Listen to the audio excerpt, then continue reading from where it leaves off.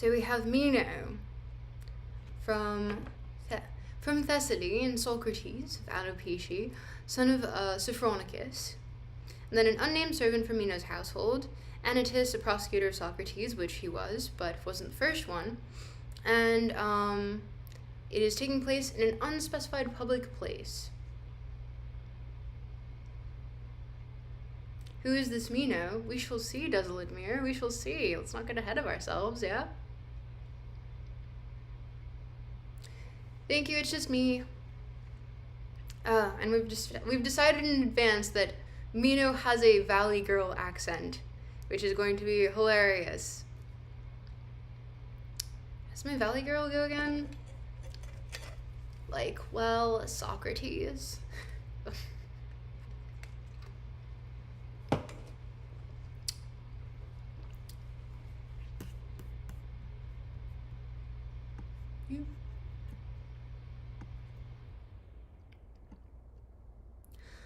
Well, Socrates, can you tell me if excellence can be taught? Or is it incapable of being taught but attained instead through practice? Or is it like incapable of being attained through practice? Or is it incapable of being either being attained through practice or learned? And does it come to some people rather by nature or by some other means? Socrates says, Meno, previously the Thessalians were famous among Greeks, and much admired for their horsemanship and their wealth. But nowadays, I think they're also admired for their wisdom, especially the people of Larissa and the fellow citizens of your companion, Aristippus.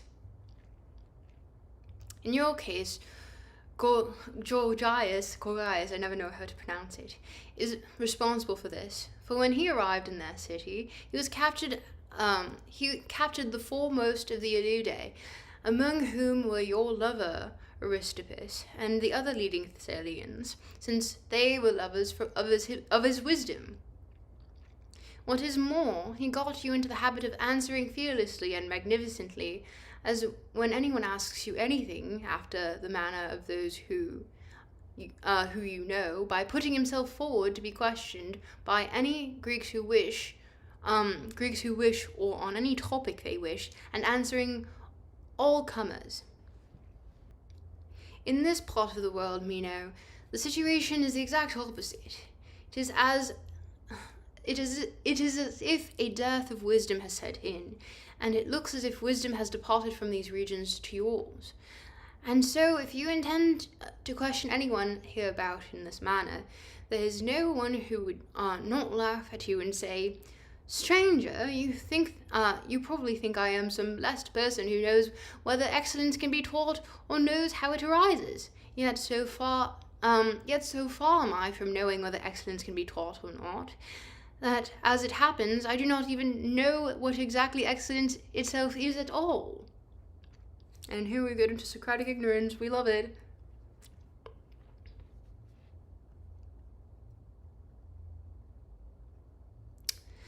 That is the situation I am in myself, Meno, just as badly off as my fellow citizens in this matter, and I blame myself for knowing absolutely nothing about excellence. And when I do not know what something is, how can I know what sort of thing it is? Or do you think that anyone who is totally ignorant as to who Meno is, could anyone know if he is handsome or wealthy or well-born, or the exact opposite of these? Does this seem possible to you? Not to me, Socrates. Not to me. But Socrates, is this what we're supposed to tell our people back home, that in truth, you don't even know what excellence is? Not only that, my friend, but also that I've never yet come across anyone else who, in my opinion, knows either.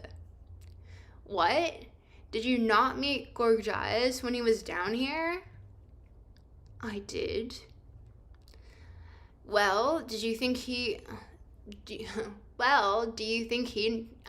know? Meno, my memory is not very good. So at the moment I am unable to say how he seemed to me at the time. But perhaps he did know, and perhaps you know what the man said, so remind me of how he explained this. Or speak for yourself if you prefer, for I presume that you think what he thinks. I do indeed. Then we should not let the man alone, since he is not here anyway. So what about you, by the gods, Meno? What do you say excellence is? Speak, and do not begrudge me in case by sheer good fortune I have been deceived, and may it turn out that yourself and Gorgias are indeed men of knowledge, despite my statement that I have never yet encountered anyone who does know. Well, it's not difficult to say, Socrates. Firstly, if you'd like, the excellence of man is easy.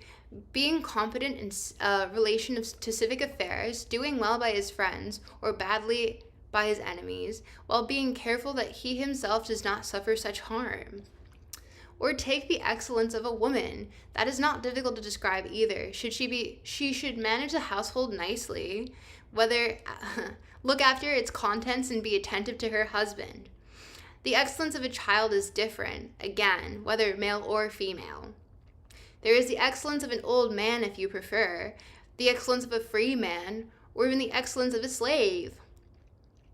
And there's a whole host of other excellences, so it is not a challenge to say what excellence is, since there is an excellence for every particular activity and time of life, and for any work we engage in. And I believe, Socrates, the same goes for badness. What a piece of good fortune, Meno! In my search for single excellence, I have discovered a swarm of them, courtesy to you. Anyway, Meno, based upon this image of a swarm, if I were to ask you about the bee and what precisely its essence is, and you said that there are lots of bees of many varieties, how would you respond if I were to ask you, so are you saying that there are many and variegated, and that they differ from one another in the being of bees? Or do they not differ, but in some respect, such as their beauty or size, or something else of that sort? Tell me how you would reply if you were questioned in that way. That's it. One does not differ from the other in the way that they are bees. Now, if I were to go and ask, well, Meno, tell me just what it is by which they do not differ but are the same. What do you say to this? You would, I presume, be able to tell me. I would. Similarly, in the case of excellences, or virtues, if you want to put it that way,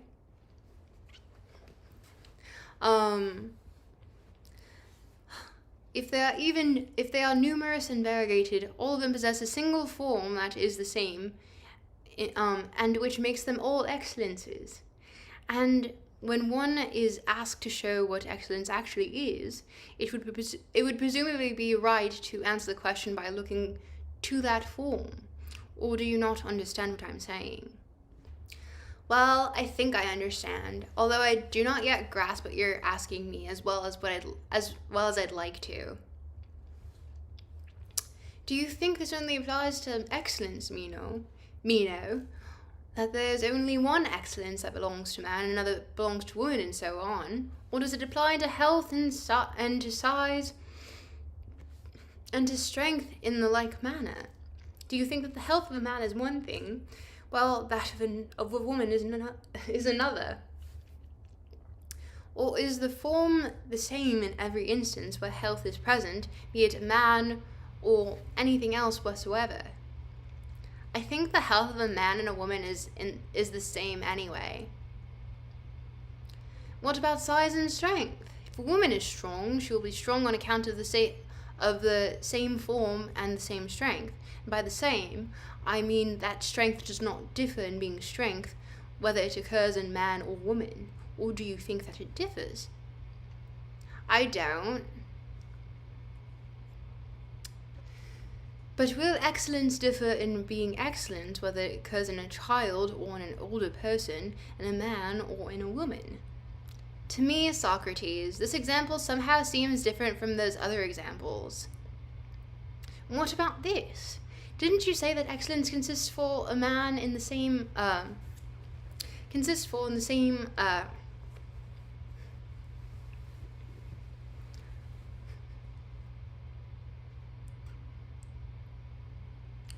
he's a student of, I can never pronounce it, Gorgias? I always read it and I'm just like, but yeah, famous sophist, yes.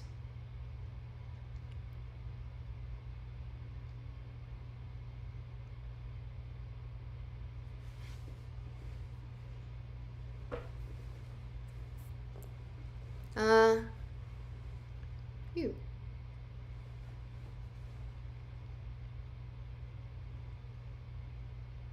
You pronounce him as, just pronounce him as gorgeous even if that's wrong. Marcus, honestly, I might just. I think it's very funny if I do. Even though I fundamentally think that his opinions on subjectivity were quite hilarious in context. But anyway, getting off the point. Let's continue.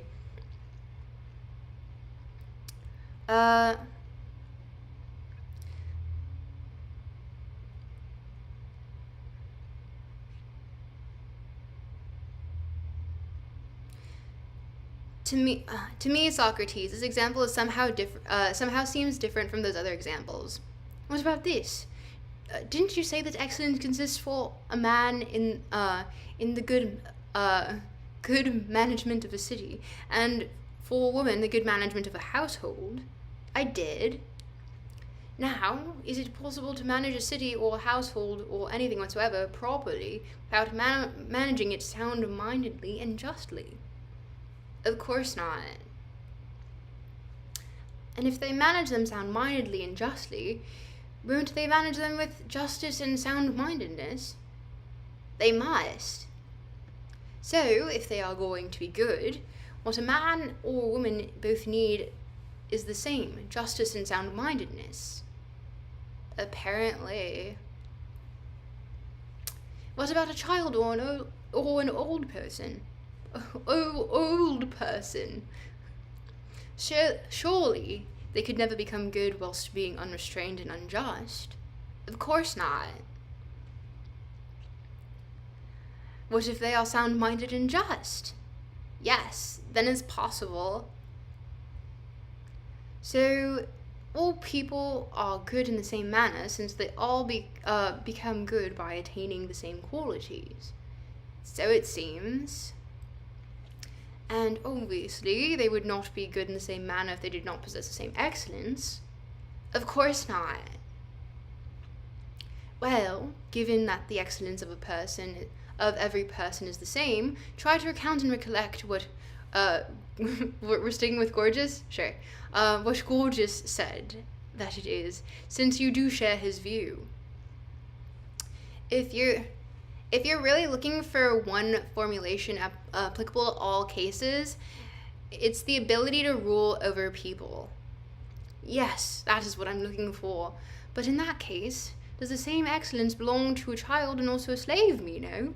Can he rule over his master?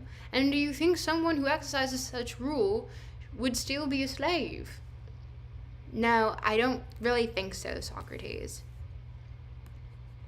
No, it's not likely, best of men. Indeed, consider the following question too. You refer to the ability to rule. Shouldn't we add the words justly and not justly to this formulation? I think so anyway. I think so. Anyway, Socrates, since justice is an excellence. Is it an excellence, Meno? Is it excellence, Meno, or is it just an excellence? What do you mean? This applies to anything at all. Take roundness if you like. I would say it's a shape, and it does not simply, and not simply that it is a shape. I would refer to it in this way because there are other shapes too. And you're right to say so, since I too am saying that justice is not the only excellence. There are others. What are they? Tell me. I would be able to mention other shapes if you were to tell me to do so. Now list some other excellences for me. Well, I think courage is an excellence. So too is sound-mindedness, wisdom, magnanimity, And there's a whole host of others too. We are in the same predicament then once more, Meno. We have found numerous excellences whilst looking for one. But there's a difference this time. We are unable to find one that runs through all of them. Indeed, Socrates, I'm not yet able, as I was in other instances, to find what you're looking for and come up with one excellence that applies to them all. That is to be expected, but I am eager that we focus on this if I am able. Now, you understand, I presume, that this is how matters stand in every case. If someone were to go on and ask you about what I just mentioned, what is shape, Meno? And you were to reply, roundness, and he would ask you what I asked, is roundness shape, or is it a shape? You would of course say that it is a shape. Certainly. Isn't that because there are other shapes too? Yeah. And would you say that, and could you say what sort they are if he went on to ask you that? I could. And if he also asked you in the same way about colour and what it is, and when you replied white, the questioner interjected, is white colour or a colour? Would you say that it is a colour because it so happens, because there happens to be other colours too? I would. And if he told you to mention other colours, you could mention others. That, as it happens, are no less colours than white is. Yeah. Now, if, like me, he continued the argument and said, we'll continually arrive at multiplicity, do not describe it to me in this way. Rather, since you refer to these multiplicities by a single name, and you assert that every one of them is a shape, even those that are most opposite to one another, what precisely is it that prevails in round no less than in straight, which you call a shape, and by which you agree that round is a shape no less than straight? Isn't that what you say? I do. Well then, whenever you speak of them in this way, are you asserting that round is no more round than straight, and straight is no more straight than round? Certainly not, Socrates. Yet you assert that round is no more shape than straight is, nor is one shape more so than any other. That's true. Then what precisely is it that bears its name shape? Try to say. Now, if you were to reply to someone who questioned you in this way about shape or about colour, well, good fellow, I do not understand what you want. I do not understand what you want, and I do not know what you mean. He might be surprised and say, do you not understand that I am looking for some one thing that is the same way it applies to all instances? Could you not even respond to these cases, Meno? If someone were to ask, you refer to round and straight and so on as shapes. What is that same something that applies to them all? Try to say what it is so that you may get some practice related to our question concerning excellence. No, Socrates, you tell me instead. You want me to do you a favour? Very much so. And will you be willing to let me tell you? And will you be willing to tell me about excellence? I will. Then we should make the effort. It is worth it. Yes, very much so. Come on, then. We should try to tell you what shape is. Let us see if you would accept it as follows. Let shape for us be that alone among things that always follows color. I totally butchered that. Let shape for us be that alone among things that are, and always follows color. Is that satisfactory for you? Or are you somehow looking for something different? Indeed, even if you are to describe it in excellence in this way, I would be content. But that accounts silly, Socrates. What do you mean? Well, according to your count, shape, I presume, is what always follows color. So be it. But what if someone were to say he did not know color and is now just as puzzled about that as he is about shape? What response do you think you would have given him? The truth. And if the questioner was one of the wise, argumentative and combative types, I would say, sophist. I would say to him, I have said what I have said, and and if I am not speaking correctly, it is your job to take my argument and refute it. However, if we are friends, as you and I are now, and we wish to engage in dialogue with one another, I would need to respond somewhat more gently and dialectically. I roll. And if the more dialectical approach is probably not only to give truthful answers, but to proceed via whatever the person being questioned admits that he knows. So I shall endeavor to talk with you in this way too. Now tell me, is there something that you refer to as an end? By this I mean a sort of limit or boundary. I'm saying that these are all the same, but perhaps Prodicus would take exception to this. But for you, your part would presumably refer to something as having been limited or ended. That is the sort of thing I mean. It is nothing complicated.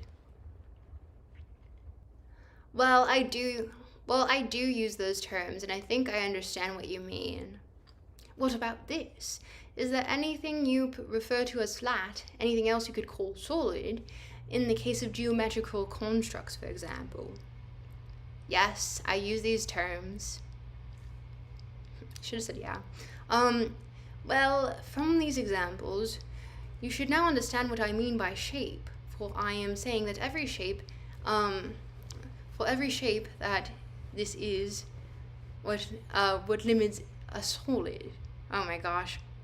Saying of every shape that this is what limits a solid, or might I say in short, that a shape is the limit of a solid. And what do you say color is, Socrates?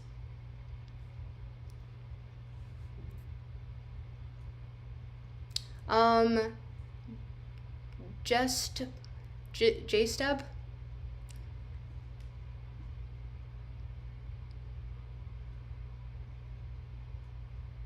My mind likes to wonder, what's going on here?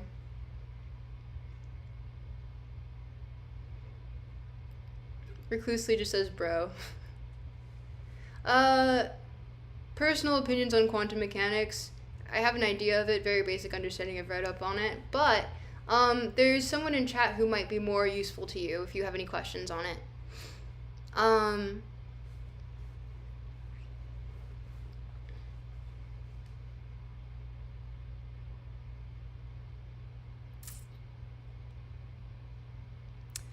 And what do you say color is, Socrates? You are quite overbearing, Meno, demanding that an old man answer hard questions when you yourself are unwilling to recollect what, gorgeous, because we're going with that pronunciation now, said to me and tell me exactly what he said excellence was. I'll answer your question once you've answered me, Socrates. From the way you converse, Meno, anyone would realize, even if they were blindfolded, that you are handsome and have admirers. That's what I meant by flirting. Why so? Why so? Because all you do when you are speaking is issue commands, just as dainty young men do, since they can exercise tyrannical power as long as they are in the bloom of youth. You've probably recognized that I am now at a disadvantage with handsome folk, and so I will oblige you and answer your question. Yes, certainly. Do me that favor.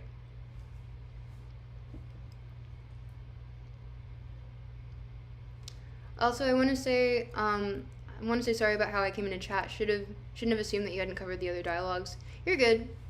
Welcome. Honestly, we love covering we're covering foundational works so that people who are more so at the level of like, I haven't read this before, beginners and such, they feel welcome here. So yeah. What's going on in YouTube chat? You guys are being silly. Okay, continue on.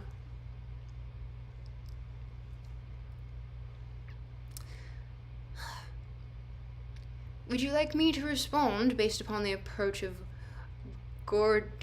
gorgeous in the way that you are most likely to follow?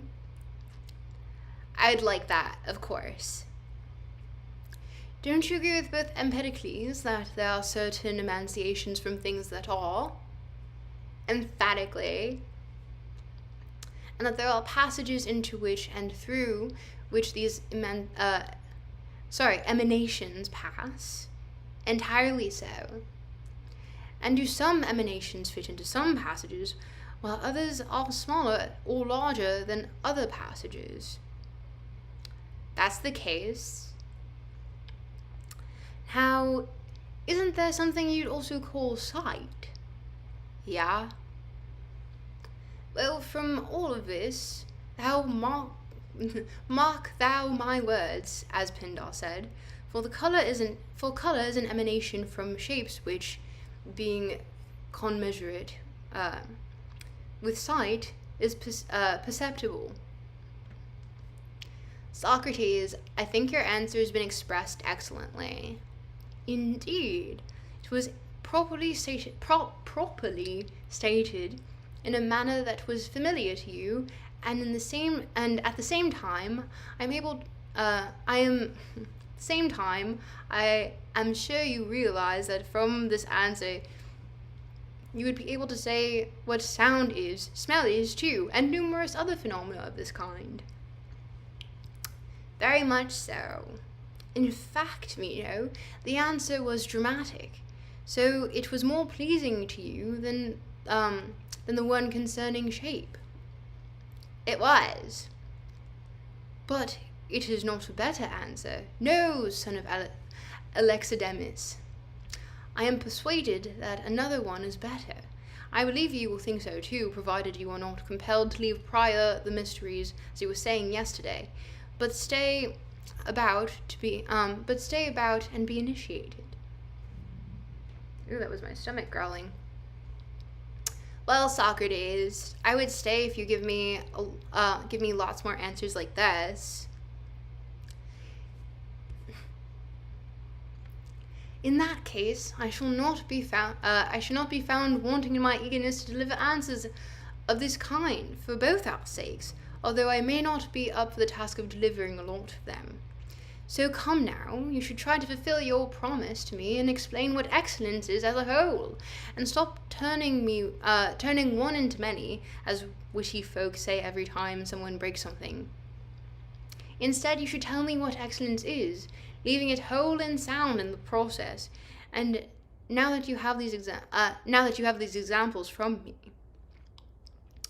well, it seems to me, Socrates, that excellence is what the poet says it is, to delight in beauties and to have power. This, I say, is excellence, to desire beautiful things and be able to acquire them. Are you saying that someone who desires beautiful things is desirous of what is good? Definitely. So it is the case that there are some people who desire what is bad while others desire what is good. Don't you think, best of men, that everyone desires what is good? I don't. Then some desire what is bad? Yeah.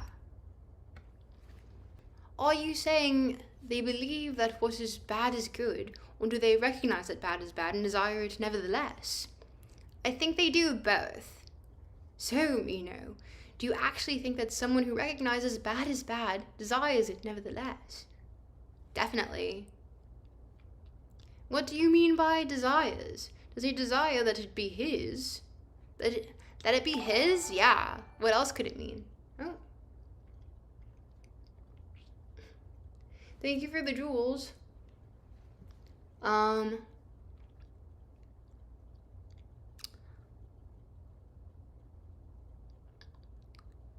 Does he presume that what is bad benefits the person who gets it, or does he recognize that it harms whoever has it? There are some people who presume that what's bad benefits them, while others recognize that it harms them. And what do you think those who presume what bad is benefits them recognize that what bad is bad? That what is bad is bad. No, I don't really think so. Then it is obvious that people who are unaware of what is bad do not desire what is bad. Rather, they desire what they presume to be good, but is actually bad. So those who are unaware of this and presume that it is good, obviously have a desire for what is good. Isn't this so? They probably do. What about this? Those people who, according to you, desire what is bad whilst believing what is bad for them harms the person who gets it, don't they recognize that it will harm them? They must. But don't they presume that those who are harmed are wretched to the extent that they incur harm? They must presume this too. And don't they presume that wretched people are in a sorry plight? I think so. Is there anyone who wishes to be wretched and in a sorry plight? I think not, Socrates. Well, Meno, since no one wants to be like this, no one wants what is bad. For to be wretched is to desire what is bad and to obtain it, what else? It looks as though you're speaking truth, Socrates, and that no one wants what is bad. Didn't you say now that excellence is to wish for what is good and to have the power to acquire it? I said that indeed. Doesn't the wish that you mentioned belong to everyone, and in that respect anyway, no one is better than anyone else? So it appears. It is obvious then that one person is indeed better than another. That if one person is indeed better than another, he must be better on the basis of the power you mentioned. Very much so. Then according to your account, this, it seems, is excellence, the power of acquiring what is good. Yeah, Socrates, I think the situation is exactly as you now understand it. I heard your philosophy. Was Charlie correct about that? Oh, yeah, I do philosophy readings. You mean Enemy Charlie? Yeah, I know, she's awesome. Yes, we're doing fundamentals right now. So we're reading Plato's dialogues. This is Meno by Plato, in which Socrates plays a major character. I can give you the whole rundown, but I'm being held at gunpoint to read.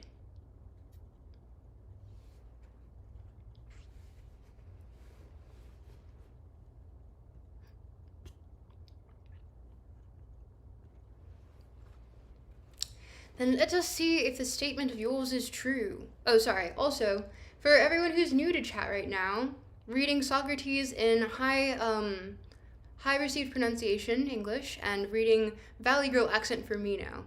So, and also if you want to see the text and read along, it is on the YouTube description. So if you do !YT, if you're on Twitch, it'll bring you to YouTube, and in the description there's a link to this text. And the translation is by Horan, I believe, from 2025.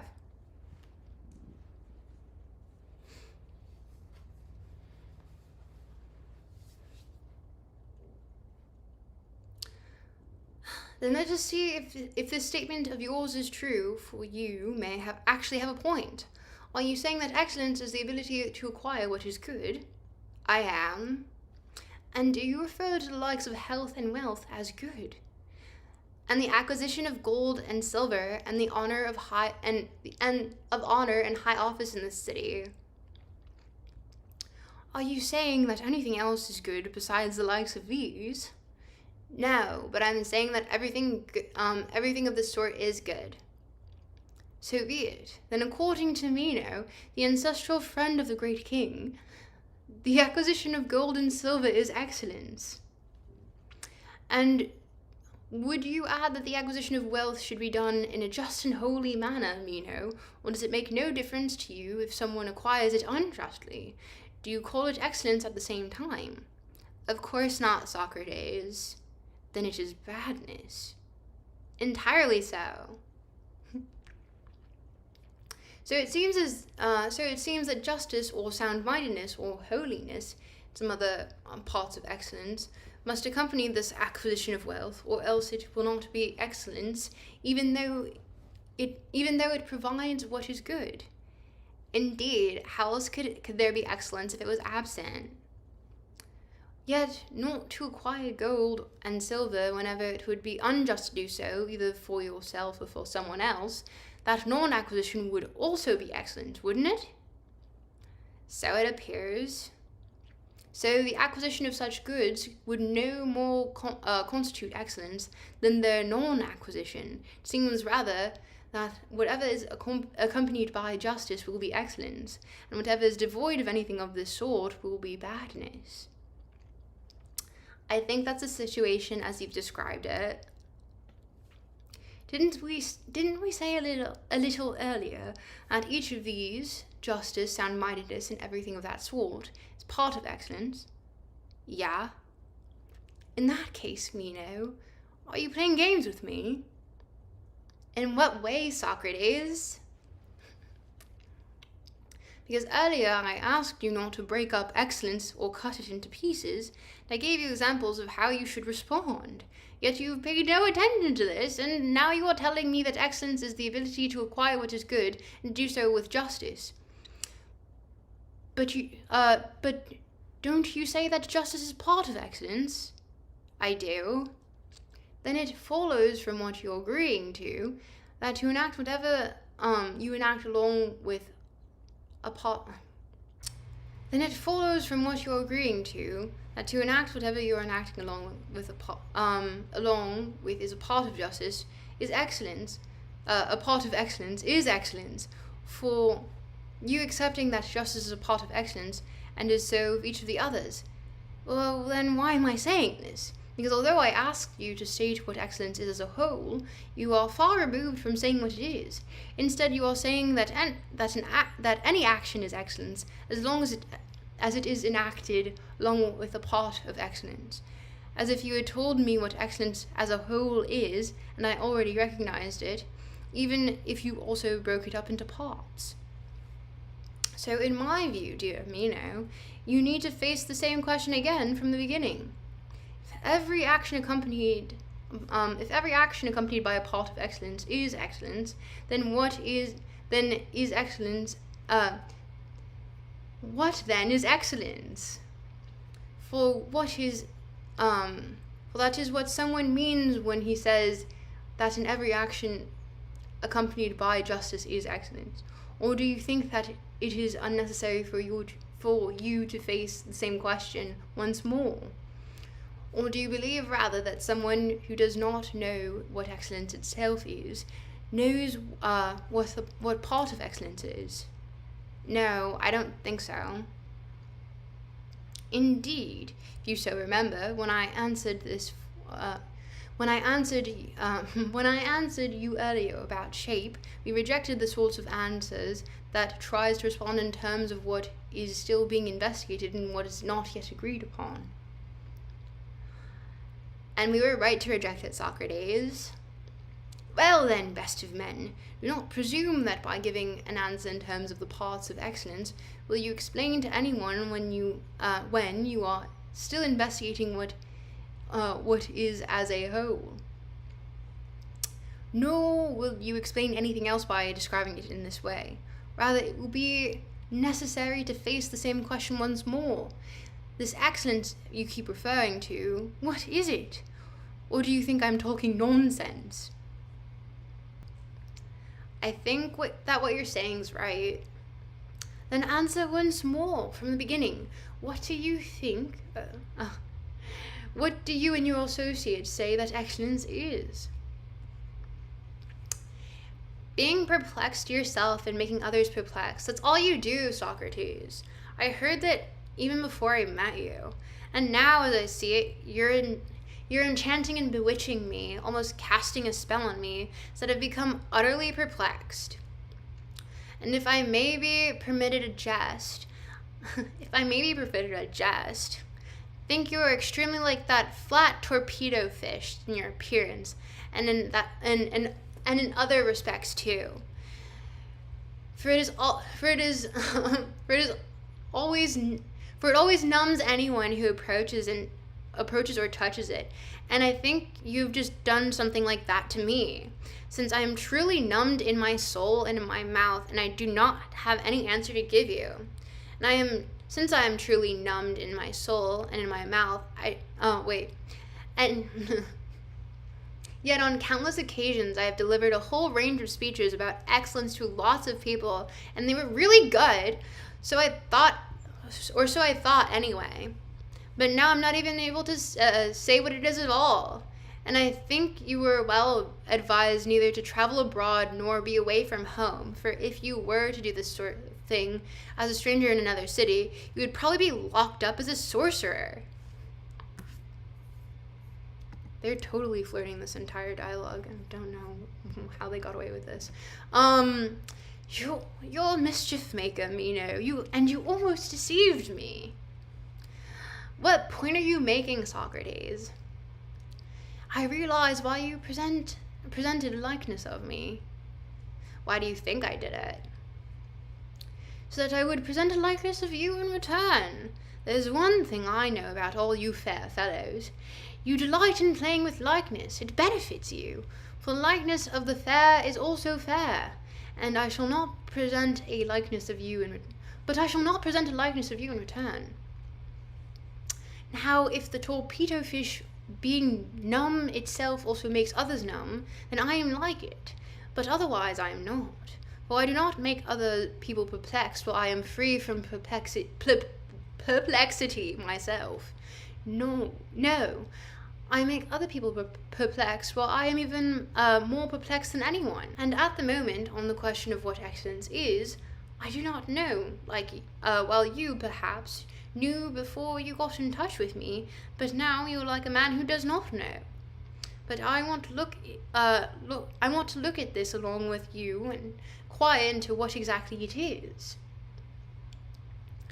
And in what way will you inquire into something when you do not know what it is at all? Yes.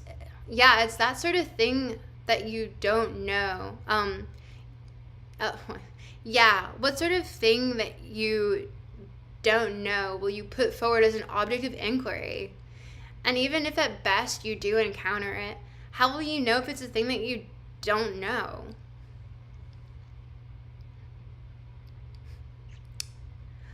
I understand the point you wish to make me now.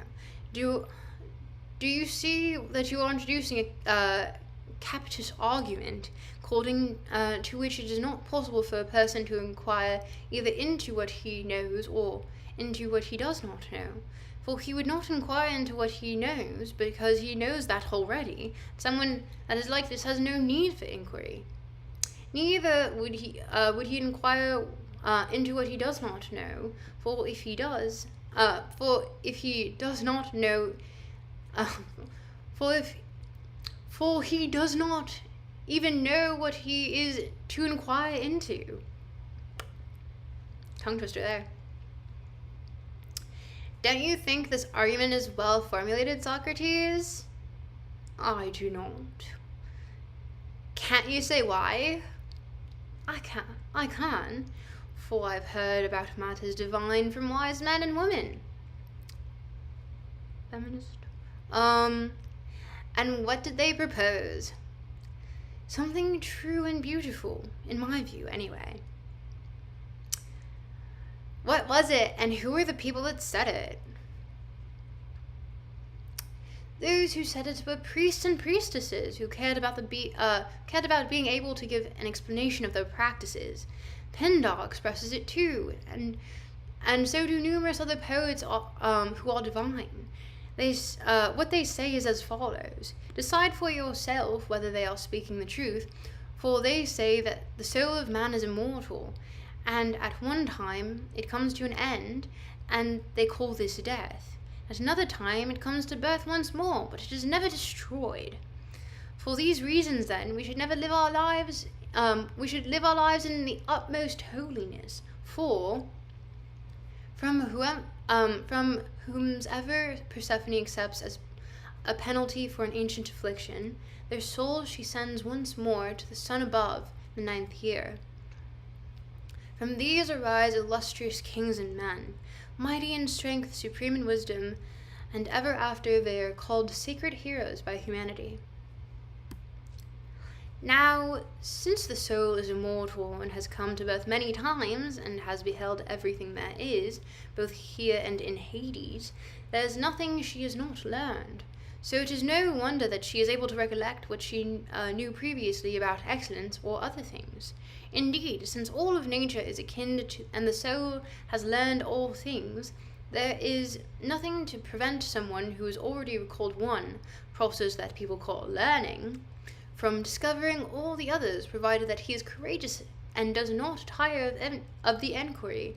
For inquiring and learning are wholly recollection.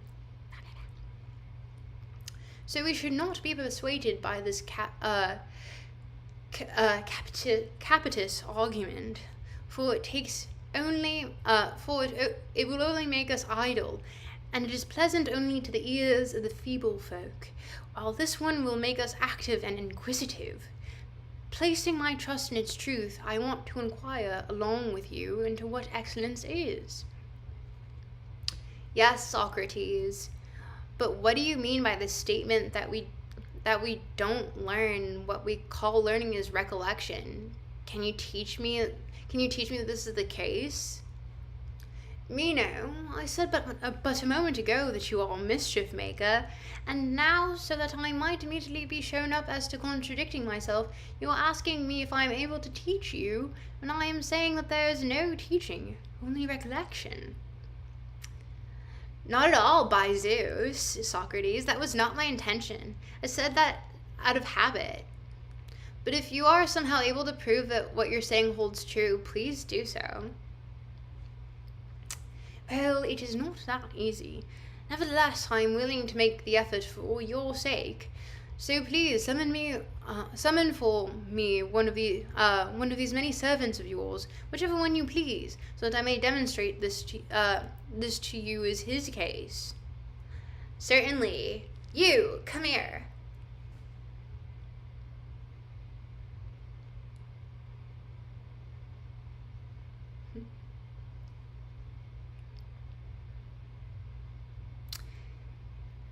Is he Greek, and does he speak Greek? Yes, very much so. He was born in the house. Now, pay attention as to whether he seems to you to be recollecting or learning from me. I'll pay attention. So tell me, boy, do you recognize that a square figure is like this? I do. Then a square is a figure having all of these four sides equal. Certainly. Doesn't it also have lines? Doesn't it also have these lines through the middle equal? Yes. Could a figure like this be larger or smaller? Certainly. Now, if this side was 2 feet and this was 2 feet, how many feet would the whole figure be? Look at it this way.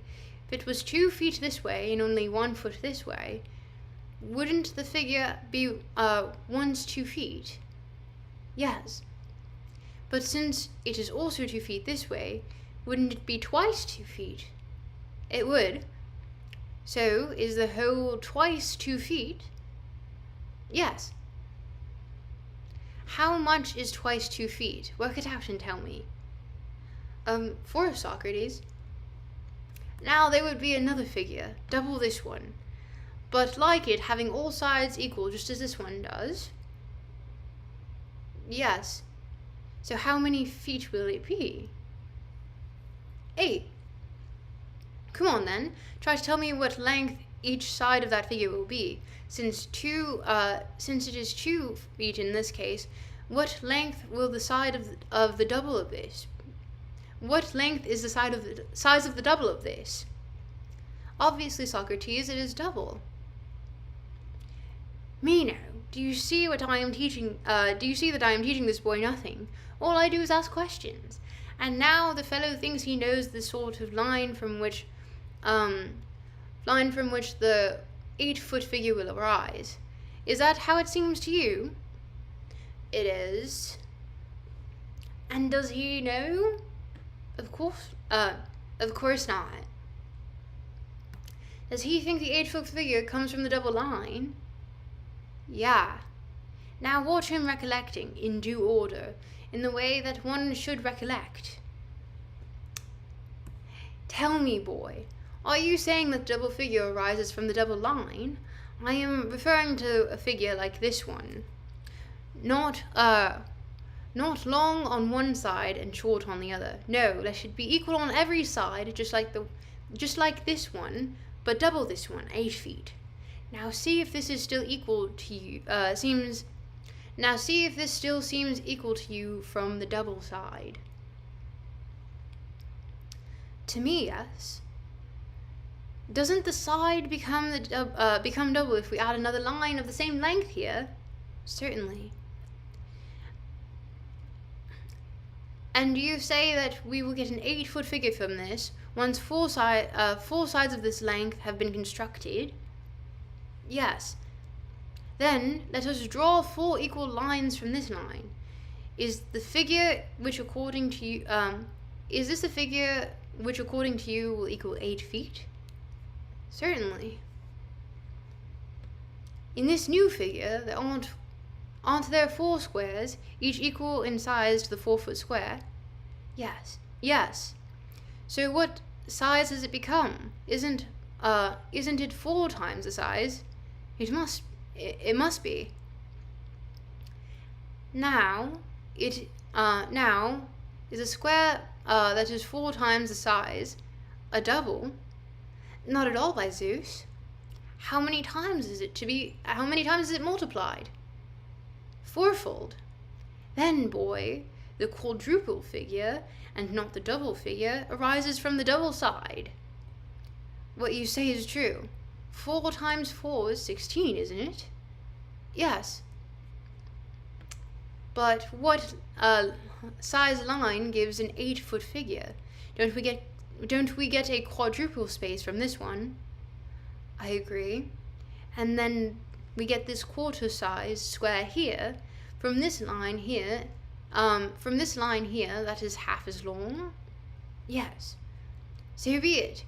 And isn't the 8-foot figure double this one and half that one? Yes. Then it will be produced at a line that is longer than this line, but from one that is shorter than that line. Isn't it so? I think so. Now try to state what length you claim it is. 3 feet. Well, if it is to be 3 feet, shouldn't we add half on this line, and it will then be 3 feet? Yes. This is two, and that is 1. And on this side, in like manner, this is 2, and that is 1. And the figure that you are referring to arises. Yes. What am I reading? We're reading the dialogue Meno by Plato. So if you do !YT, it'll take you to YouTube, and then in the description of the YouTube live stream, you'll have the link to the text if you want to, the dialogue. It's Plato's dialogue if you want to read along. It's one of the major 5. Those being Euthyphro, Apology, Crito, Meno, and Phaedo.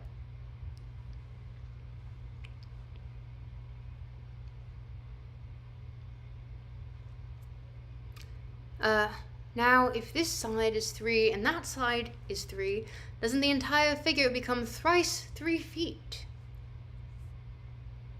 So it appears. And how much is thrice 3 feet? 9. How many feet should the double figure be? 8. So the 8-foot figure does not rise from the 3-foot line either. Indeed not. From what sort of line, then? Try to tell us exactly, and if you do not want to give a number, point out the kind of line. No, by Zeus, Socrates, I just don't know. Well, Meno, do you recognize where he is at this stage in the process of recollection? At first he did not know the length of the side of the 8-foot figure, and even now he does not yet know.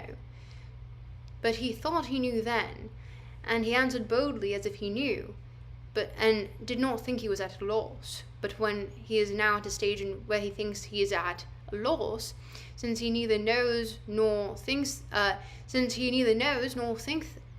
knows. What you say is true. Isn't he better off in relation to the topic he did? Isn't he now better off in relation to the topic he did not know? I agree with this too.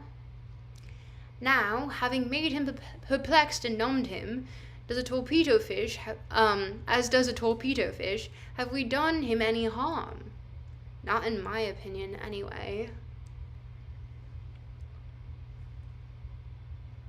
Don't really like reading if it's not historical or political, sometimes religious. Sorry, lol. Very good, Midar. It is technically historical, but entirely your onus.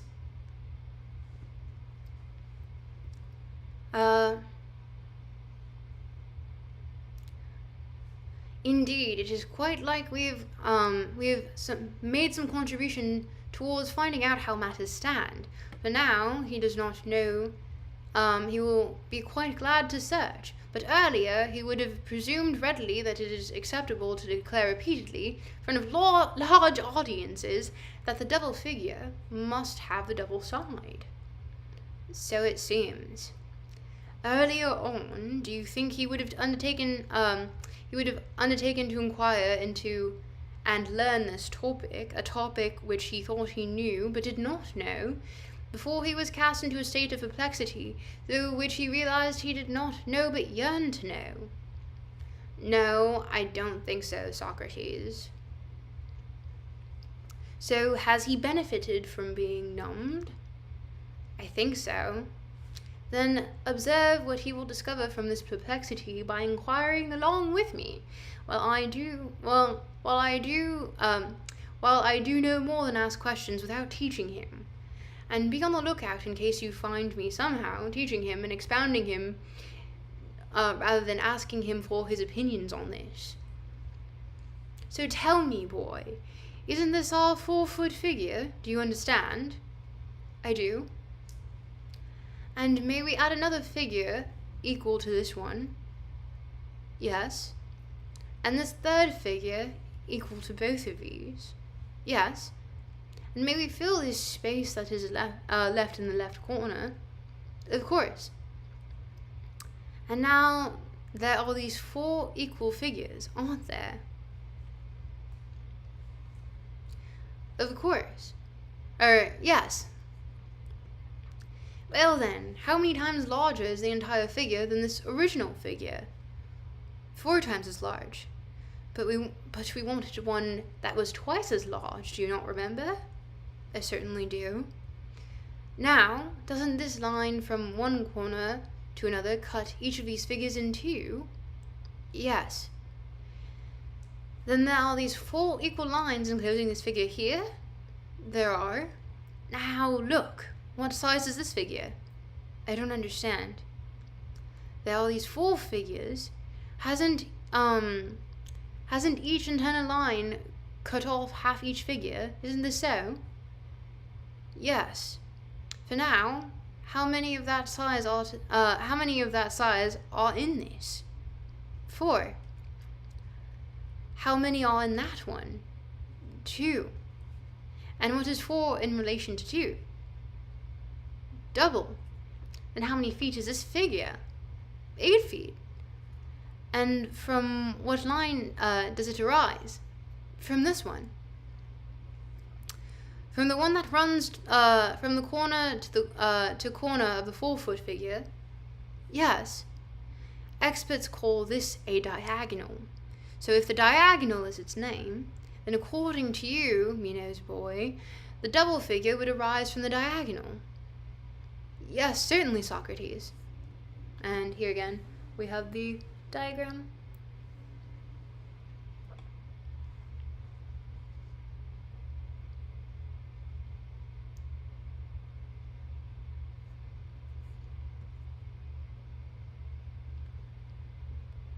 How does this seem to you, Meno? Did he respond with any opinion that was not his own? No, they were his own. And yet, as we agreed a little earlier, Peen says, do you think Socrates is hot? You tell me. Oh, thanks for the subscription, Robert. Thank you. Welcome.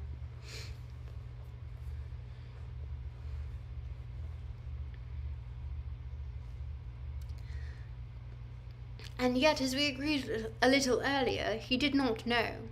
That's true. Yet he had these opinions within him, didn't he? Yeah. So the person who does not know about something has true opinions within him concerning what he does not know. So it appears. So true, Duncan. And now these opinions have been stirred up again within him just like a dream. But if someone will put these same questions into him repeatedly in varying forms, you will know that he will finally come to know about these issues with as much precision as anyone. So it seems. Therefore, if someone asks him questions without teaching him, he will come to know by recovering the knowledge himself from himself. Yeah. But recovering knowledge himself from himself is recollection, isn't it? Very much so. Now, isn't it the case that the fellow either acquired the knowledge he now possesses at some stage, or else he always possessed it? Yeah. Well, if he possessed it, then he was always knowledgeable. And again, if he acquired it at some stage, but it could not be during the present life that he acquired it. Or has someone else taught him geometry? Indeed, he will do the same thing when it comes to any aspect of geometry or any other subjects. So, is there anyone who has taught him all this? You should really know, especially since he was born and reared in your house. Well, I know that no one's ever taught him, but does he possess these opinions? But he does possess these opinions, doesn't he? Apparently he must, Socrates. Yet, if he did not acquire them in the present life, is it not evident that at this stage he possessed it and had learnt them at some other time? So it appears. Then, was it at a time when he was not a human being? Yeah. Now, if both the time and when he was, now if both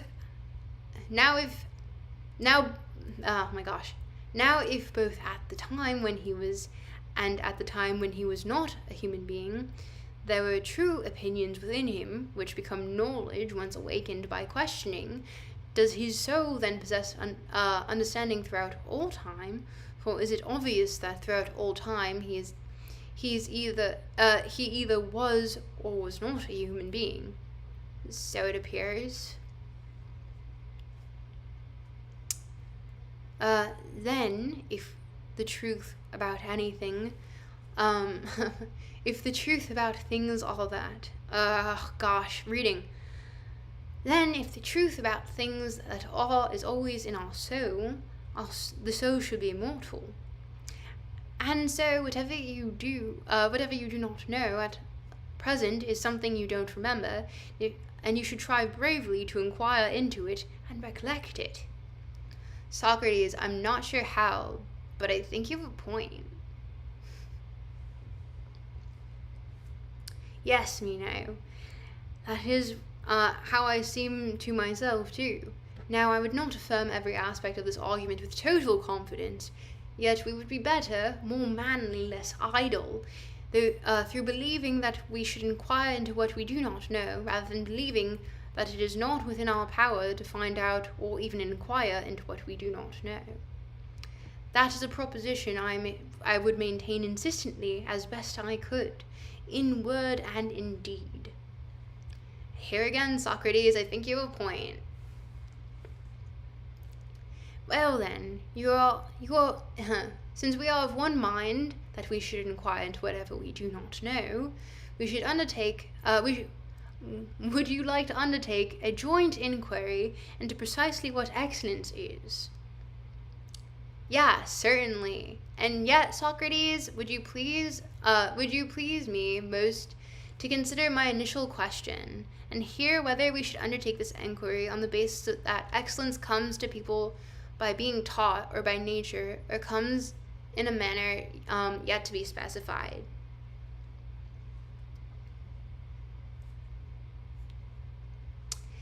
Well, Meno. Oh, thank you for subscribing, JB. Well, Meno, if I had control, not only of myself but of you, we would not have considered whether excellence is teachable or not teachable till we've had first inquired into what it is. However, since you do not even attempt to control yourself, so that you might actually be free, but you attempt to control me, and if you do control me, but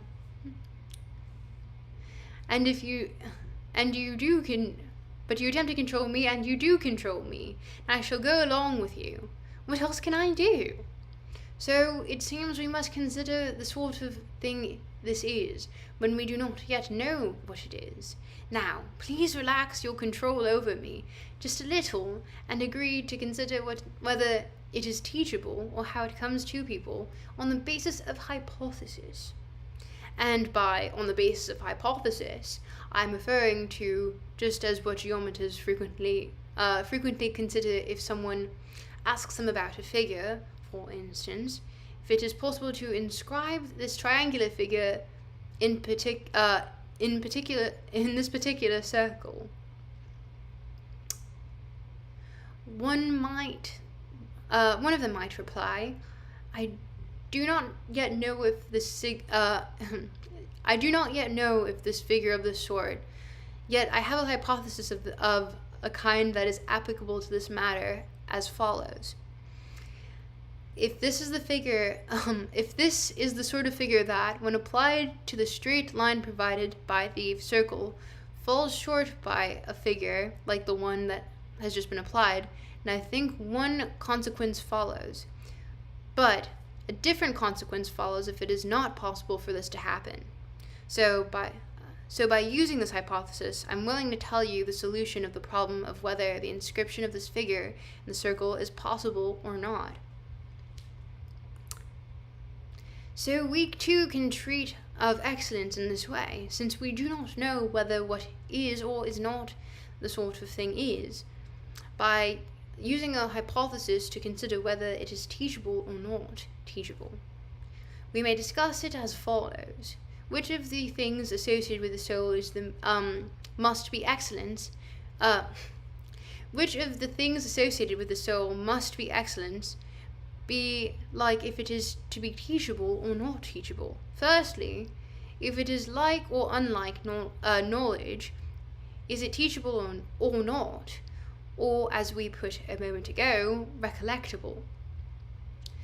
But it should make no difference of which names we use. Is it teachable?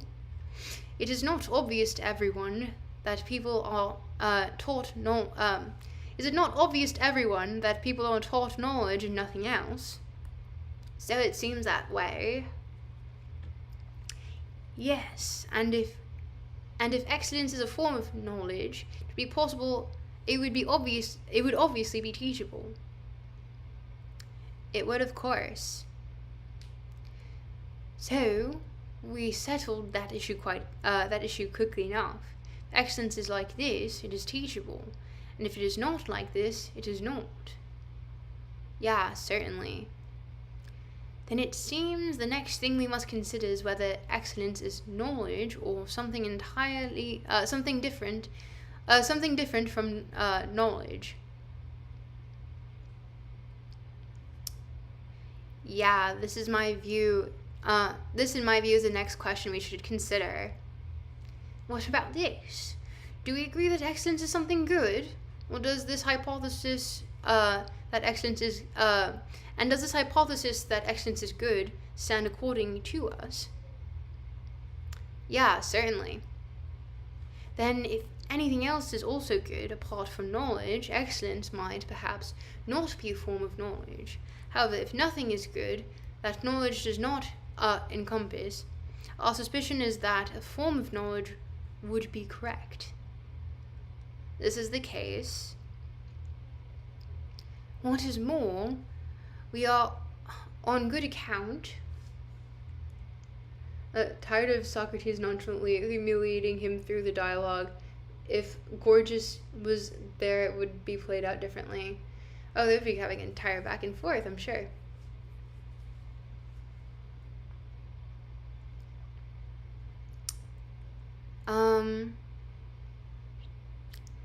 How there's nothing is good. Will Carper a YA ship go off?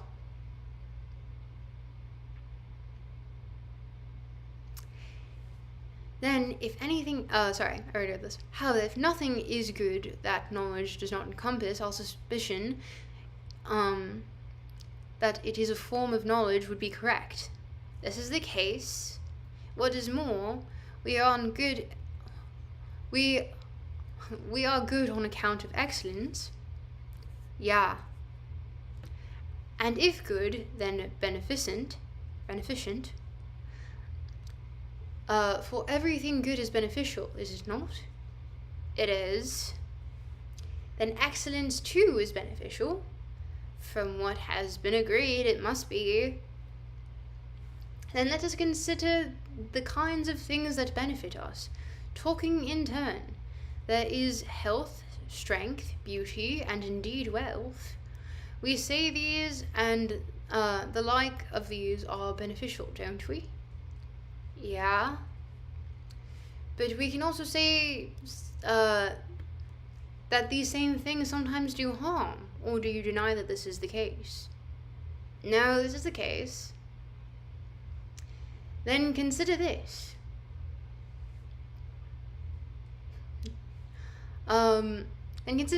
What is the benefit of us whenever it guides us in relation to each of these? And what is it that harms us whenever it guides us? Isn't it the case that whenever the correct usage guides us, that benefits us, and whenever it does not, we are harmed? Yeah, certainly. Well then, let us also consider this in relation to the soul. Do you say that there is a sound-mindedness, justice, courage, ease of learning, retentiveness, magnanimity, and everything of that sort? I do. Then consider any of these that you think are not knowledge, but are different from knowledge. Don't they sometimes harm us and sometimes benefit us? Take courage, for instance. Courage is not understanding, but a sort of boldness. Then when a man is bold in the absence of reason, he is harmed. And when reason is present, he is benefited. Is he not? He is. Doesn't the same go for sound-mindedness in the case of, and the ease of learning? Whatever is learned or inculcated is beneficial when accompanied by reason, and is harmful in the absence of reason. Very much so. Then, in short, then, everything the soul undertakes and endures ends in happiness when guided by understanding, and ends in its opposite when guided by folly. So it seems. So, if excellence is something that the soul and it so if excellence is something that is in the soul and it is necessarily beneficial, then it must be understanding, since all things associated with the soul are neither beneficial nor harmful just by themselves, yet they become beneficial or harmful through the presence of understanding or of folly. So, according to this argument, since excellence is beneficial, it must be a kind of understanding. I think so. What is more, everything we mentioned, wealth and the like, is sometimes good and sometimes harmful. So just as understanding, by its guidance, makes what belongs to the soul beneficial to the rest of the soul, while folly renders them harmful, so also does the soul make these beneficial by using and controlling them aright, and harmful by doing so in an incorrect manner. Isn't this so? Yeah, certainly. And does the intelligent soul guide correctly while the foolish soul leads us into error? This is so. Then it is possible to declare that in general, for any person, everything else depends upon the soul, while anything else belonging to the soul itself depends upon understanding if it is to be good.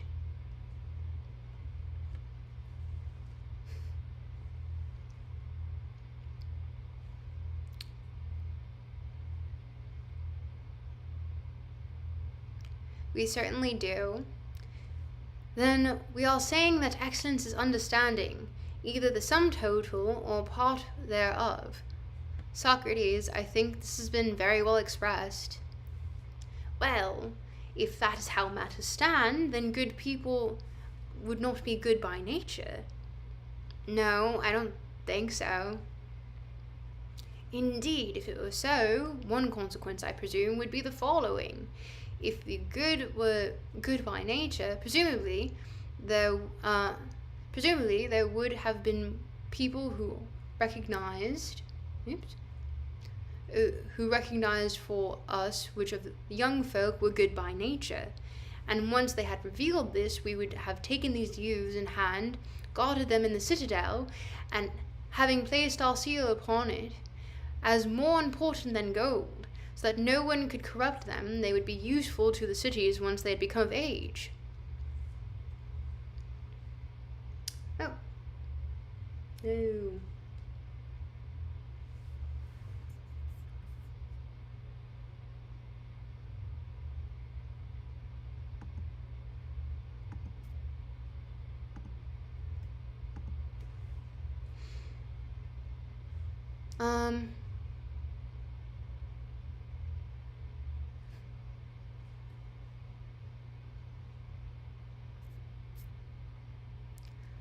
Wait, sorry, reading, you really know your philosophy. I just read that the word gorgeous is etymologically connected to, gorgias. Kudos to you once more. Thank you. Honestly, that's actually news to me as well, but, we both learned something, which I think is even cooler. But thank you for attributing that knowledge to me. I will happily take it.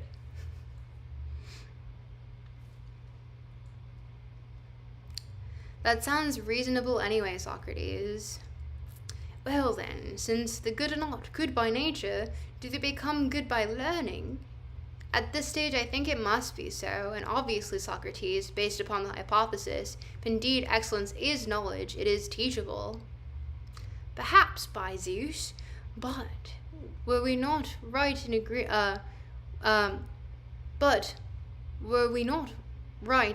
to this?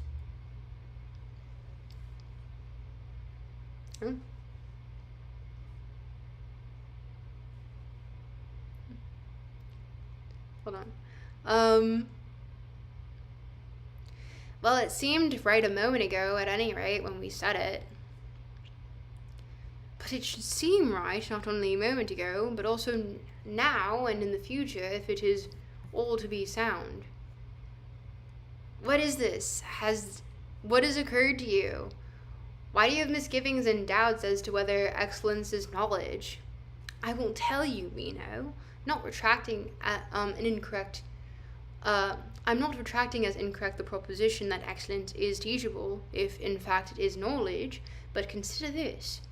Do you think it is reasonable for me to doubt whether it is knowledge? Indeed, tell me this. If anything at all, not only excellence is teachable, mustn't there also be people who teach it and people who learn it? Yeah, I think so.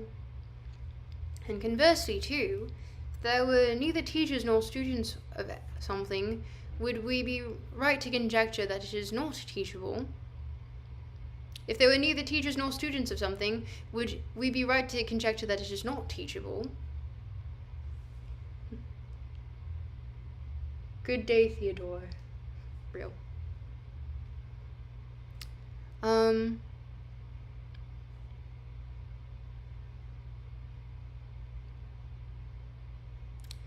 That is the case, but do you think there are no teachers of excellence?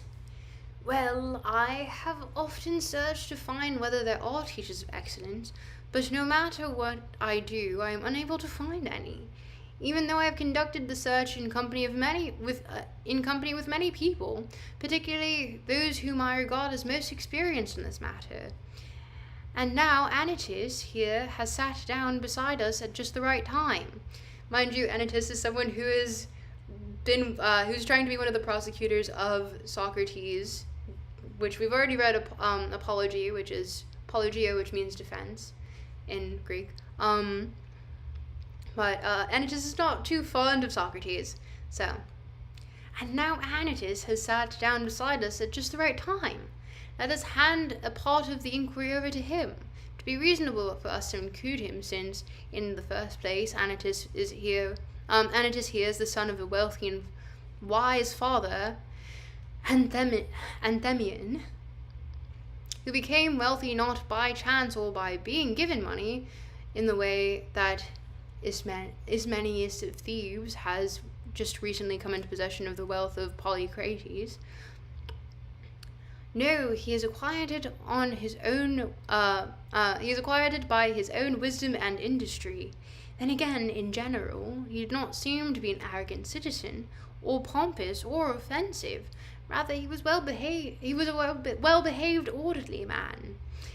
He then gave a good upbringing and education to his son here. Most Athenians agree, since they choose him for the most significant positions of power. So it is only right to investigate whether or not there are teachers of excellence, and who they are, along with a person such as this. So, Anytus, you should investigate this along with us, along with myself and your guest Meno, and who the teachers of the subject might be. Think about it this way: if we wanted Meno here to become a good physician, what teachers would we send him? Wouldn't it be the physicians? And this is gonna have a different accent. We're gonna just do regular North American. Yes, certainly. And if we wanted him to be a good cobbler, wouldn't we send him to the cobblers? Yes. And the same goes for any other examples? Certainly. Then tell me of these same examples again as follows.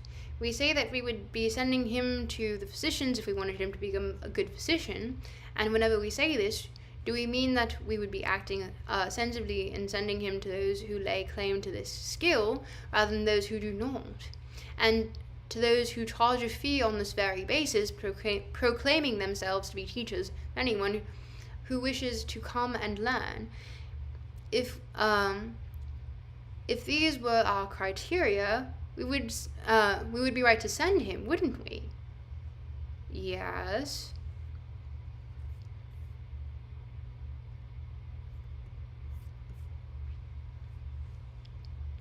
Don't these same criteria also apply to flute playing, and to anything else? When we wish to make someone a flautist, it is highly irrational to be unwilling to send him to those who promise to teach the skill and who charge a fee for doing so, but to trouble some other people instead, people who neither claim to be teachers nor have a single pupil of the subject, which we expect the person we send them, we send to learn from them. Don't you think it would be highly illogical? Yes, by Zeus, I do, and quite stupid too. Well said. Now, there is an opportunity for you and me to conduct a joint deliberation in relation to this guest here, Meno.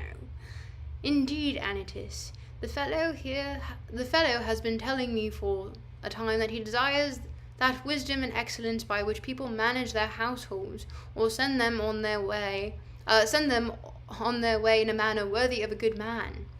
So, think about this excellence and whom we would be right to send him to, if we were to send him to someone. Or is it obvious from the earlier discussion that we should send him to those who promise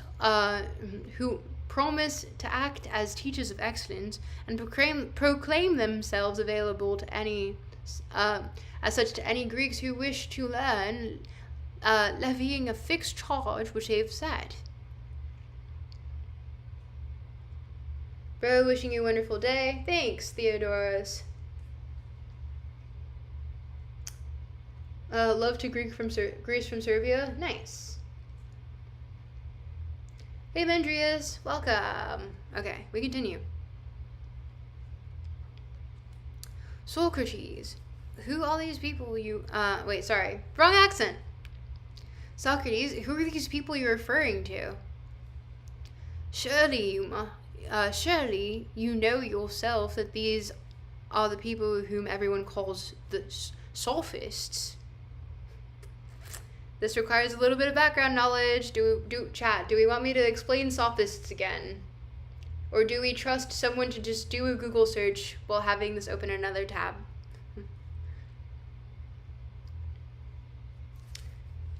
Just look up Plato's views on sophists, and you will have your answer there.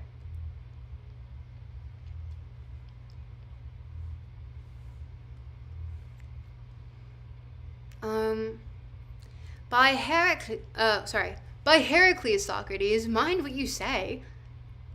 Now, let's do that different. By Heracles, Socrates, mind what you say. May no one acquainted with me, friend or relation, citizen or stranger, ever be gripped by such madness as to frequent these people and become warped by them, for their evidently an infliction and corrupting influence upon their followers. What do you mean, Anytus? There are many people who claim they know how to do some good, but all these men in particular are so different from others that they do not benefit whatever is entrusted to them as the others do, but they do the very opposite. They actually corrupt it. And is it for these services that they openly request financial payment? I just cannot believe you, for I know one of these men, Protagoras, which is someone else you should look up. I think he's been truly a man with a way with words. In defense of Helen, no less. Which, to be fair, but who accumulated more money from this wisdom than Phaedo. I always read them and then I can't pronounce them. Phidias, whose beautiful works are plain to see, and 10 other sculptors combined. Indeed, what you are saying is preposterous, since those who repair old shoes and clothing could not avoid detection for 30 days if they kept returning the clothes and shoes in worse condition than they received them. No, if they behaved like that, they would quickly die of starvation. Yet Protagoras spent more than 40 years corrupting those who associated with him, and sending them away in worse condition than when he took them on, without being noticed by the whole of Greece. For I believe he was nearly 70 when he died, and spent 40 had spent 40 years in the profession, and throughout that entire period, and even to this very day, he was always well regarded.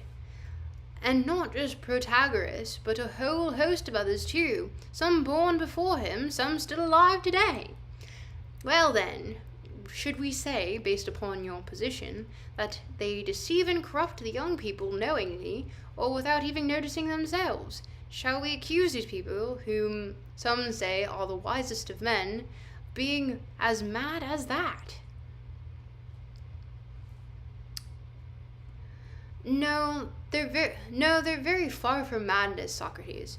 In fact, it's much more the case that young people who give them money are mad. It's more the case that the young people who give them money are mad, and those who let them do so, their relatives, are even more mad.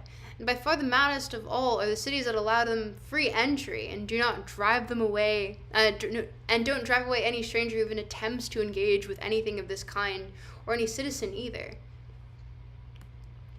What is this, Anytus? Have any of the sophists done you an injustice? Why are you so hard on them? No, by Zeus, to this day I've never even dealt with one of them, nor would I allow any of my own people to do so either. Then then you have no experience whatsoever of these men? Yes, and I hope it remains so. Blessed man, how could you know whether there is anything good or bad in their subject when you have no experience of it whatsoever? Easily. I know who these men are, in any case, whether I have experience of them or not. Perhaps you are a seer, Anytus, since from what you are saying, I wonder how else you could know about these people. But of course, we are not looking for the people who would make Meno worse if he went to them. Let them be sophists if you like. Tell us instead, and do a good deed for your family friend too, by advising him whom in this vast city he should go to in order to attain eminence in the excellence I have described just now. Why don't you advise him yourself? Why don't you advise him yourself? Well, I have already stated who, in my view, the teachers of these excellences are, but according to you, I was talking nonsense, and perhaps you have a point. So you should take your turn instead and tell him who he should go to. Mention any name you like.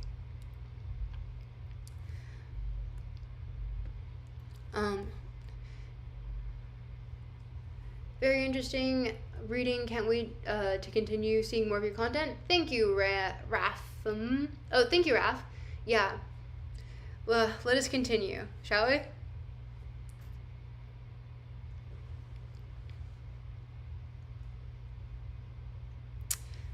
Well, I expect that these people have learned from their predecessors who were also good and respectable. Don't you think there have been many good men in this city? I do, Anytus, and I think that there are people here who are good at civic affairs and who have been just in the past. Oh God, my eyes are giving up on me. 1 second. 1 second.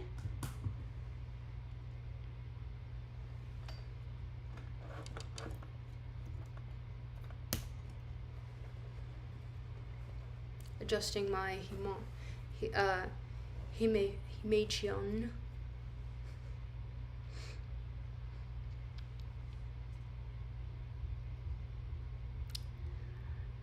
I do, Anytus, and I think that there are many people who are good at civic affairs, and there have been just as many in the past as there are now.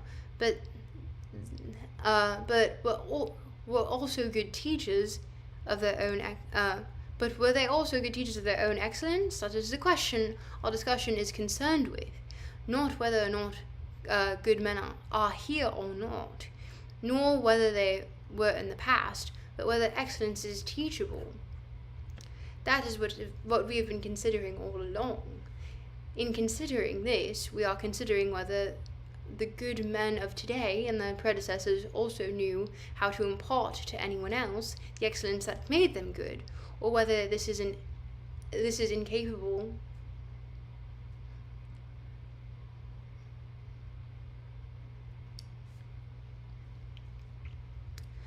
whether this is incapable of being imparted by a person or acquired from someone else. This is what Meno and I have been investigating for some time. Consider it as follows. From your own view, wouldn't you say that Themistocles was a good man? I would, him most of all. In that case, would you say that he was also a good teacher? And if anyone was ever a good teacher of his own excellence, he was one. Oh. Yes, I think so, if he actually wanted to be. But do you think he wouldn't have wanted some other people to become good and respectable, especially, I presume, his own son? Or do you think he was jealous of him and deliberately withheld the excellence whereby the man himself was good? Or have you not heard that Themistocles had his son, Cleophantus, taught to be a good horseman? Well, he used to keep his balance standing upright on horseback and throw a javelin from there.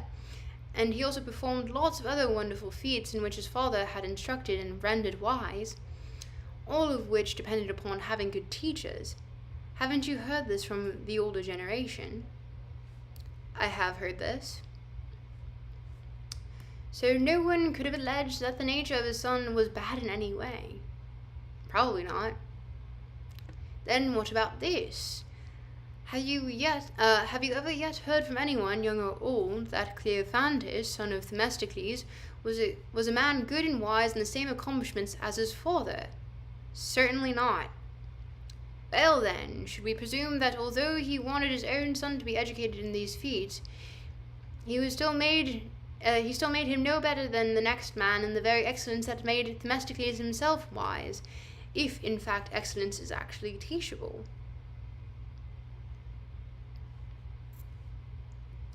Probably not, by Zeus. And yet that is the kind of teacher of excellence he was. This man who, according to you, was among the very best men of former generations. But let us consider else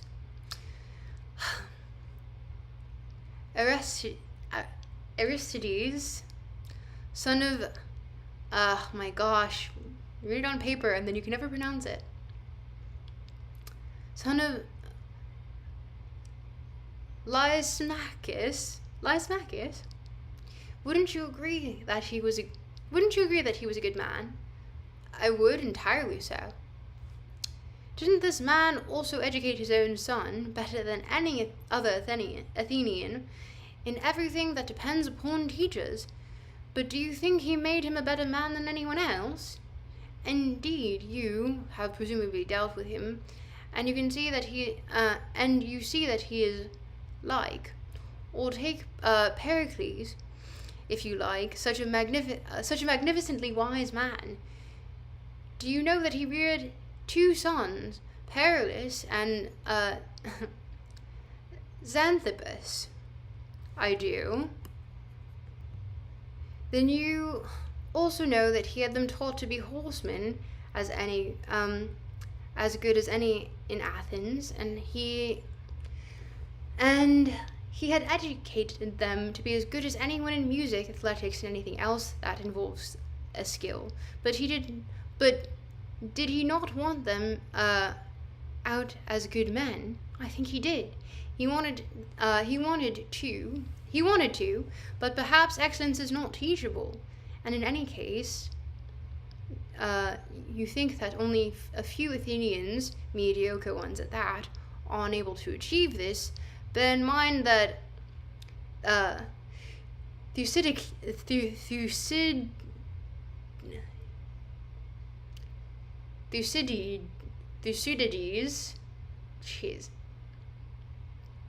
for his part reared two sons, Melesias and Stephanus, and had them well educated in general.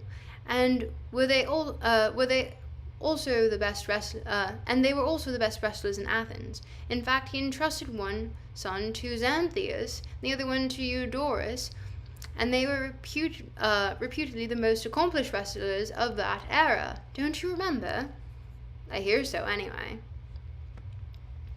Isn't it obvious that if excellence can be taught, this man would never have his own children taught these subjects by those whose instructions cost money, have had them taught, and not have had them taught the very subjects that produce good men, when that instruction costs nothing? Or was this Thucydides perhaps mediocre fellow after all, who did not have so many friends among the Athenians and her allies? He belonged to an important family, and he had great influence in the city and throughout the rest of the Greek world. So, if excellence were indeed teachable, he would have found someone to make good men of his own sons, some fellow citizen or some stranger, if he did not have time to do it himself because of his civic concerns. In any case, friend Anytus, it seems that excellence is not teachable. Socrates, you seem all too ready to speak ill of people. And I would like to give you some advice if you are prepared to heed me. Be careful, because in any city it's probably easier to do a person harm rather than to do them good. But especially so in this city. But I think you know this yourself. Oh, Meno, I think Anytus is angry, and I'm not surprised at all. For he thinks firstly that I am denigrating the men that I mentioned, and what is more, he believes that he himself is one of them. Rough. But if the fellow ever realizes that what I'm speaking ill is actually like, he will stop being angry. But he does not realize this at the moment. However, should you tell me, aren't there noble and good men among your people too? Very much so. Meno back with the Valley Girl accent.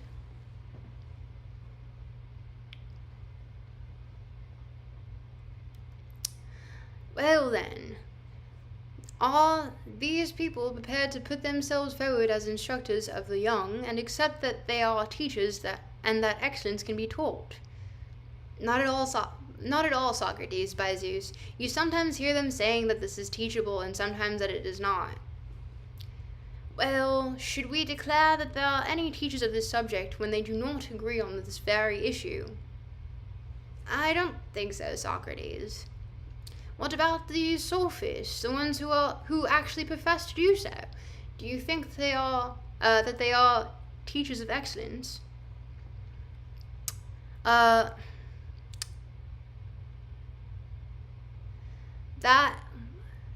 is what I admire most about gorgeous Socrates.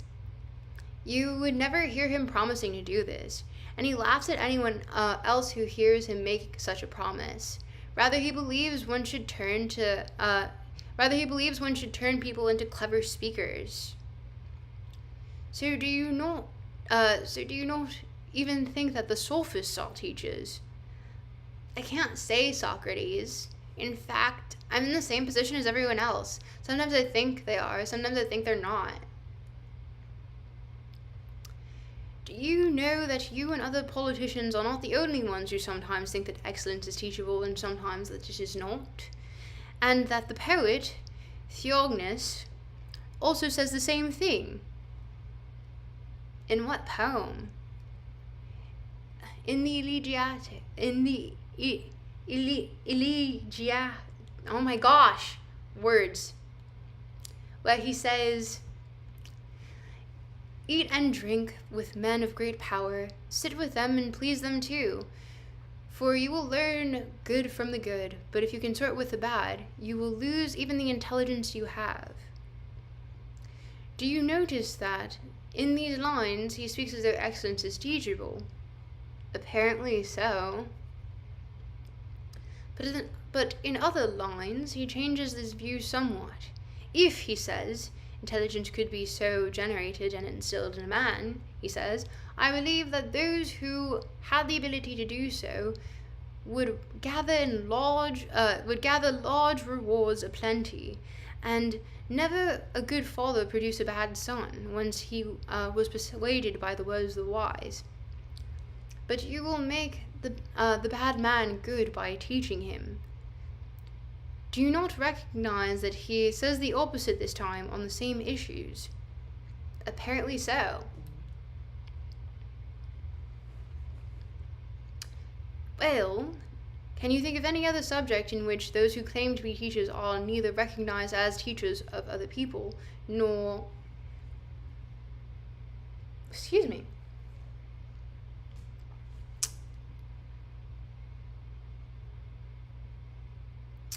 Well, can you think of any other subject in which those who claim to be teachers are neither recognized as teachers of other people, nor indeed as being knowledgeable themselves, but are recognized as badly off when it comes to the very subject in which they claim to be teachers, while, on the other hand, those who are themselves recognized as noble and good sometimes claim that the subject is teachable and sometimes that it is not?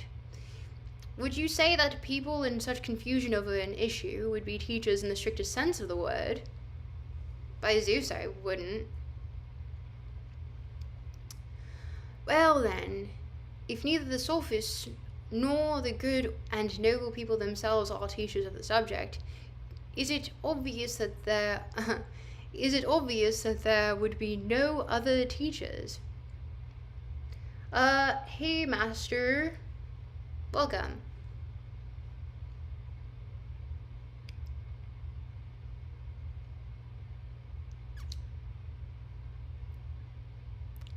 Yeah, I think so.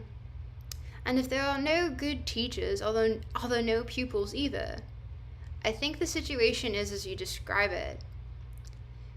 But we have agreed that a subject that has neither teachers nor pupils is not teachable. We've agreed. Now, apparently, there are no teachers of excellence anywhere. This is so. And if there are no teachers, although no pupils either, it appears this is so. So excellence would not be teachable. It seems not, if in fact we've considered all of this in the correct manner. So I really wonder, Socrates, are there any good men at all, and by what process do good people become good?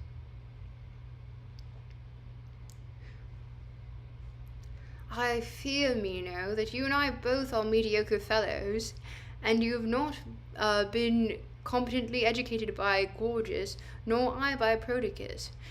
So we should turn our attention to ourselves.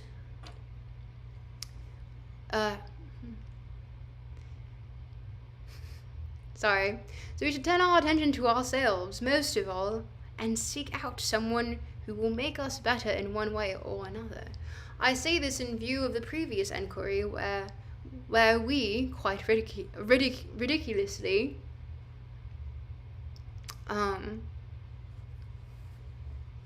overlooked the fact that it is not only under the guidance of knowledge that people conduct their affairs in a correct and competent manner, and that is probably why the understanding of the precise manner in which good men arise is escaping us too. What do you mean by this, Socrates? As follows. Good men must be beneficent. Were we right to agree that this must be the case, weren't we? Yeah. And were we perhaps also right to agree that they will be beneficent and they will guide our affairs aright? Yeah. But it looks as though we were not right to agree that someone who does not have understanding is unable to guide us aright. What do you mean? I will tell you. If someone knew the way to Larissa, or anywhere else you like, were to go there and act as a guide to others, wouldn't he guide them rightly and in a competent manner? Very much so. But if someone had a right opinion as to what the way is, but had never gone there, nor did he possess the knowledge, wouldn't he also be guide to them aright? Very much, very much so. And presumably, as long as he has the right opinion concerning matters of which the other man has knowledge, he will be no worse a guide than the man who understands the matter, because what he thinks is true, even though he does not have understanding. No worse indeed. So when it comes to the matter of righteousness of action, true opinion is no worse a guide than understanding. And this is what we omitted just now in considering the sort of thing that excellence is. We said that understanding alone guides us in acting right, whereas in fact there was also true opinion. So it seems. So right opinion is of no less benefit than knowledge. To a certain extent, Socrates, but the person who has knowledge would always succeed, while the person who is with right opinion would sometimes succeed and sometimes not. What do you mean? Wouldn't someone who always has right opinion always succeed, as long as he forms right opinions? Apparently he must. So I wonder, Socrates, in that case, why exactly knowledge is regarded as much more valuable than right opinion? And in what respect do they differ from one another? Stefan says hi. Heyo.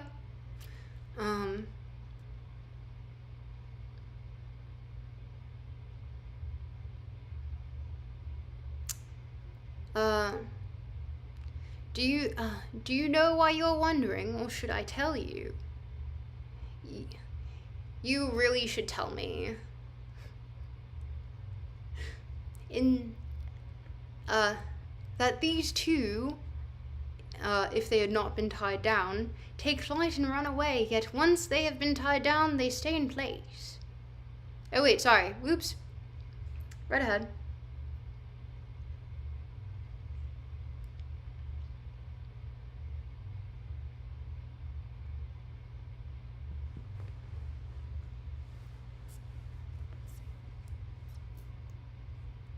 Where did I stop? It is because you have not paid attention to the statutes of Daedalus, but perhaps, where you come from there are none. What are you getting at, Socrates? These two, if they had not been tied down, take flight and run away once they have been tied down. Take flight and run away, yet once they have been tied down, they stay in place. So what? To acquire one of this man's creations when it has been let loose is of no great value. It is just like acquiring a runaway slave. It does not stay in place. But once it has been tied down, it is very valuable, for his works are extremely beautiful. Slavery is bad, everyone, but we're gonna keep reading.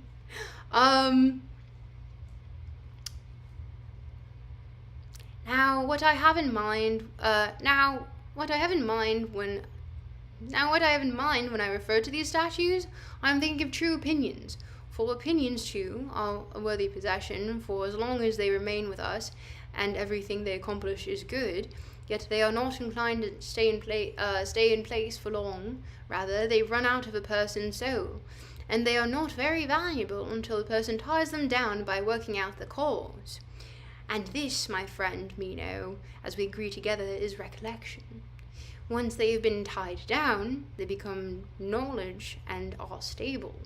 That is why knowledge is valued more highly than right opinion, and knowledge differs from right opinion in being tied down. Yes, by Zeus, Socrates, it seems to be something of this sort. And yet, I too am speaking as someone who does not know, someone who is making conjectures, but I do not think I am merely conjecturing that right opinion and knowledge are different. Rather, if indeed I were to claim I know anything, and there is little I would claim, that this is one thing I would include among the things that I know. I don't know shit about fuck.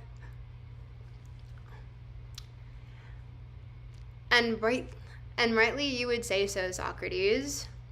What about this? Isn't it right to say that true opinion is no less effective than knowledge in guiding the performance of each activity. Yeah, I think that's also true, Socrates. So, right opinion will not be at all inferior or less beneficial to our activities, nor will a man who is right be less beneficent than a man with knowledge. Quite so. And indeed, we agreed that a good man is beneficent. Yeah. Well then, since it is not because of the knowledge alone that these men are good and beneficent to their cities, if they are, but also because of right opinion, and since neither of these, neither knowledge nor right opinion, belongs to people by nature, or do you think of them present by nature? I don't. Well then, since these are not present by nature, neither would the good be good by nature. Of course not. And since they're not good by nature, we went on to consider whether excellence is teachable. Yeah. Didn't it seem as if excellence is didn't it seem that if excellence is understanding, it is teachable? Very much so. And if there were any teachers that would be, it would be teachable. If there were none, it would not be teachable. Quite so. But then we have agreed that there are no teachers of excellence. We have. So we have agreed that it is not teachable, nor is it understanding. Entirely so. But do we agree that it is good? Yeah. And whatever guides us aright is beneficial and good. Entirely so. And these two alone, true opinion and knowledge, guide us aright, and the person who possesses them guides aright. For whatever unfolds due to chance or does not happen through human guidance. For whatever is guided by man is really guided by these two, true opinion and knowledge. I think this is so.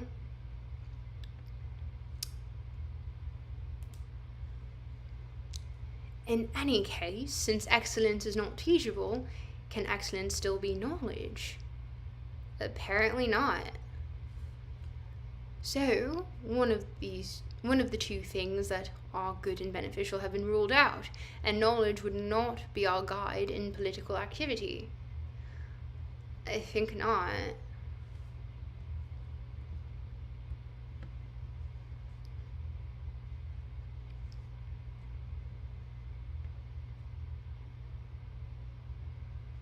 King says, hey. Heyo. So men such as Themistocles and people like him, and those whom Anytus here mentioned earlier, do not guide their cities by means of wisdom or by being wise. That is also why they are unable to turn others into men like themselves. It is because they are not the sort of men they are on account of knowledge. That's probably how matters stand, Socrates. Well, if this does not happen by means of knowledge, then what is left is sound opinion. Though through recourse to this, the statesmen regulate their cities, being no better off than any soothsayers and prophets when it comes to knowledge. For these people who speak many, to speak many and true things, whilst divinely inspired, but they have no knowledge of what they are saying. It looks as if this is so. In that case, Meno, don't these men deserve to be called divine when they are successfully accomplish so much that is so important in their deeds and in their words, without possessing reason? Very much so. So would we be right to refer to the prophets and soothsayers whom we just mentioned as divine, and all the poets too? And we would declare that the statesmen too are no less divine and divinely inspired than these, being inspired and possessed by the god whenever they achieve success when they are speaking on so many important issues, knowing nothing about what they are speaking of. Entirely so. When are we canceling Socrates? Never. Why do we do that?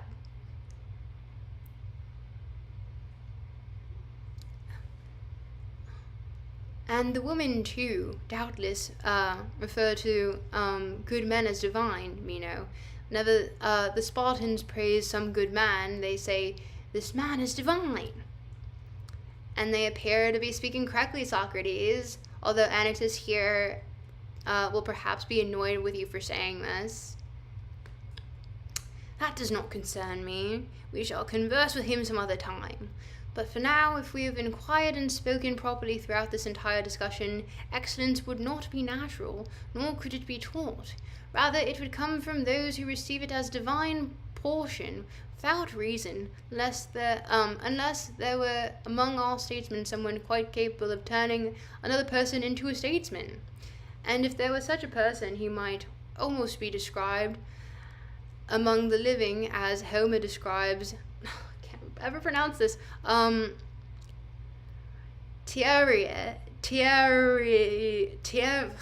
Pretend I said it properly. Tiresias. Gosh.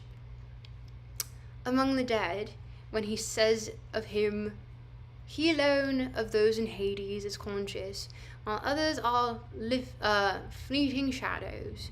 In the same way, here among us, such a person would also be a true substance alongside the shadows when it came to excellence. I think you expressed that beautifully, Socrates. Well then, Meno, based upon this reasoning, it appears to us that excellence accrues to those who receive it as divine portion. However, we shall know that with this clarity when we first set about investigating what precisely excellence is in itself, before considering the manner in which excellence accrues to people. But now it is time for me to go somewhere else, and you should also convince your friend Anytus here of the very same things you yourself have been persuaded of, so that he may be more gentle. For if you do persuade him, you will do a service to the people of Athens too.